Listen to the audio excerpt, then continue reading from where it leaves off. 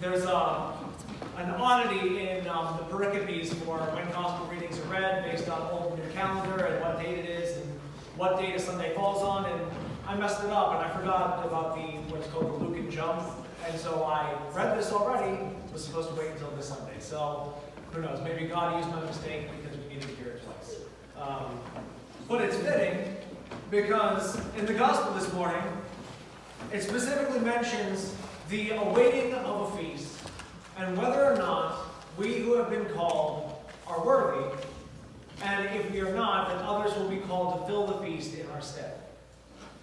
And I wanted to begin this Sunday, not by elucidating about my own error, but rather to let you know that Christmas is over. Now, we are on the old calendar, and Nativity is not yet over. But as time sort of progresses and we see the change in society, it's very easy to say Christmas is over. People have already taken down lights. Some people might have already taken down the tree. You're not going to hear Christmas music on the radio anymore. Because quite frankly, Christmas has nothing to do with the birth of Christ anymore.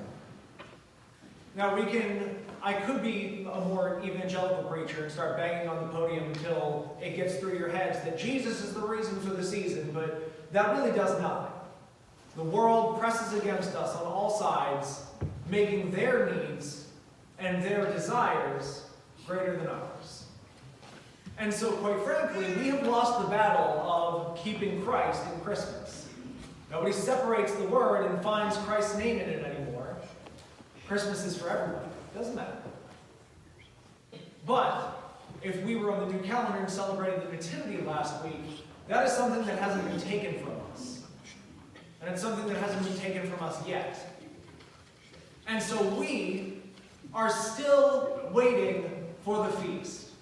There is still a feast prepared for us, and we have been called. But the question is, like the end of the gospel this morning, many are called but few are chosen. Will we be chosen?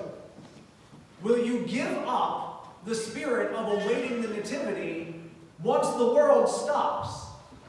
If everybody else around us stops with that Christmas spirit, that this is the whole season, that joyous exuberance that everybody has, once that ends, because the world gave up, will you? What we are called to do as the Nativity fast continues on is to keep steadfast and to keep our focus on this point of Christ has yet to be born. We are still awaiting this great feast. From the beginning of this Nativity fast, the beginning of this season, we have been called. But unless we reach that feast with that focus, that this is all we have been waiting for, is the coming of the Lord, will we be chosen? Will we enter the Master's house and have him say, I have invited you, welcome in? Or does he have to drag us from the highways and the hedges because we thought we had something better to do? And it's important to know. Because I thought about it as Pawnee and I were driving back and visiting her family. We're driving back at night, it's dark, and I thought about turning on the radio. I ended up listening to an audiobook, which is much better. But if I had, would I have found the Christmas music that was around me the whole weekend? Would I have felt continually in the Christmas spirit? No. I know I wouldn't have. The Christmas party ended. I celebrated. I had to remind myself that I'm still waiting for the joy of the Nativity. I'm still waiting to be able to step up here to give a sermon and greet you with Christ is born. I'm still waiting. I'm expectant for the Lord to come and to be with us. I'm expectant for this feast. And it's important not to lose that. Whether you have fasted this whole time or you have not, it doesn't matter. The Nativity fast just marks this period of expectancy. Have you been waiting? Have you been hoping that Christ will come? That we will be able to celebrate the joy that he has entered the world. And that's what we have to focus upon. is that every fasting season is not just this idea that the church is saying, fast because it's good for you, give this up because we say so. It's because every fasting season preempts a feast so great that we should do something to recognize we're waiting, that we are expectant, that there is a feast to come and we are holding ourselves back in everything that we do, so that the joy of the feast may not just be wonderful, but may be something that we have prepared for, something that we have wanted so badly. And it's important to note as well that this being the Sunday of the forefathers, the patriarchs, that we are not the only ones waiting. That the patriarchs of the church, that as they were all throughout the Old Testament, constantly awaiting this coming of God. Constantly waiting for God to make himself known to them and to be with them. He spoke to them. He sent messengers to them. He showed them signs. But they knew that someday God would be among them as his people. And they waited desperately for it.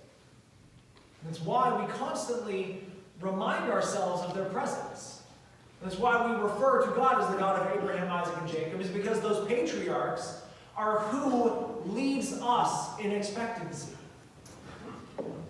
That they wanted not only themselves and their families to be expectant of the coming of the Lord, to be expectant of the day that God would be among his people, but all of their descendants forever.